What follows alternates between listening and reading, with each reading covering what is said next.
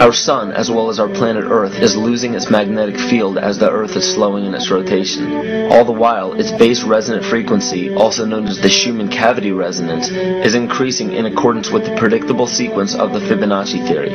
At a cellular level, our bodies respond to an electromagnetic pulse. The ancients called this the sacred circuit. The cells receive this pulse from the brain, which receives its pulse from the heart, which receives its pulse from the Earth. This pulse comes from the solar system, which from there comes from the galaxy, which ultimately comes from our entire universe. We literally share a pulse with all of existence. Yet another example of everything being one. For as long as scientists have been recording the Earth's pulse, it has remained at approximately 7.8 cycles per second. This was a constant fixed number until 1986 into 1987. It rapidly began increasing to about 9 cycles per second in 1996. So in one decade, it increased by about 2 cycles per second. By 2012, this pulse will be right around 13 cycles per second, just as the Fibonacci theory indicates.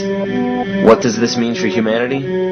Just as cymatics has shown that higher frequencies result in more complex patterns, we are now experiencing the beginning of a major shift in both physical and spiritual vibration.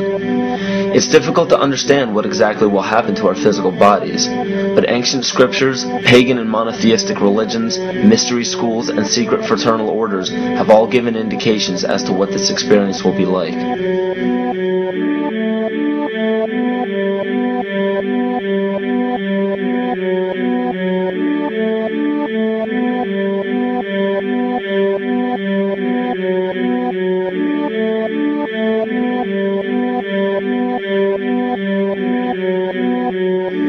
This will be the shift of the ages, the transcendental period of monumental changes to humanity. Those unprepared for this transition will likely not be able to cope with the rapid changes in the psyche.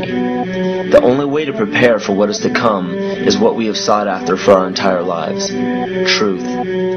Not the truth about governments, commerce, religions, terrorism, or anything external, but the truth within ourselves, within our psyche and our shadow self. Especially in Western cultures, we are taught that being normal means only being happy and never sad, only loving and never angry, only forgiving and never jealous. This sounds plausible, but it is not. We are not meant to repress any negative emotions because it causes imbalance. To conquer our emotions, we must embrace them, not fight them. We must acknowledge them and allow them to serve their purpose as we learn from them. The ancient Essene culture left teachings dating back about 6,000 years. They taught that our relationships with one another, with the universe, and with situations and events are mirrors of the parts of our psyche that need to be cleansed. Author Greg Braden beautifully explains this entire segment at great length in his work. His hard work and understanding of these subjects contributed largely to the marriage between science and spirituality. It is very important to understand that when you fear loss, fear death, fear war, fear terrorism, or fear change, you are giving others the ability to control you based on those fears. When you fight against poverty or against racism, when you fight for relationships or for freedom, you are outwardly attempting to repress that which has been placed before you to conquer inwardly. These situations are mirrors of our fears. This is why it is important to love and only love. Love those who stand with you, but especially those who stand against you. Don't look at your fears as a threat. Rather understand that this material world is only a physical manifestation of either the love or fear in your consciousness. It's as plain as day. All you need to conquer in your life is in your face. If you want to understand what your true inner fears are, analyze your ambitions and your inhibitions.